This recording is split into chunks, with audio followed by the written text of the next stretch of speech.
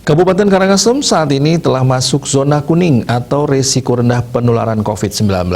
Atas kondisi itu, Karangasem dalam waktu dekat ini siap kembali melaksanakan pembelajaran tatap muka atau PTM di semua jenjang pendidikan.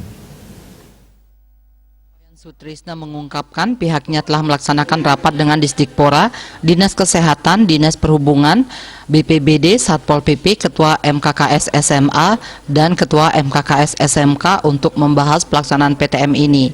Secara umum, Satuan Pendidikan PAUD, SD, SMP, SMA, dan SMK Kabupaten Karangasem dari segi daftar isian Dapodik, hasil verifikasi lapangan, dan kondisi sekolah telah siap untuk melaksanakan pembelajaran tatap muka terbatas PTM. Pelaksanaan PTM terbatas yang dilaksanakan oleh Satuan Pendidikan harus mengacu pada aturan yang ada, baik keputusan bersama 4 menteri maupun SE Gubernur.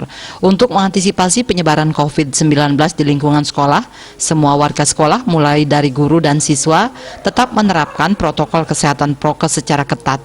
Untuk jenjang SD, SMP, SMK, SMA, jumlah siswa yang PTM maksimal 50% dan bila jumlah siswa banyak, maka persentase diatur oleh Kasatdik dengan mengikuti protokol kesehatan yang ketat.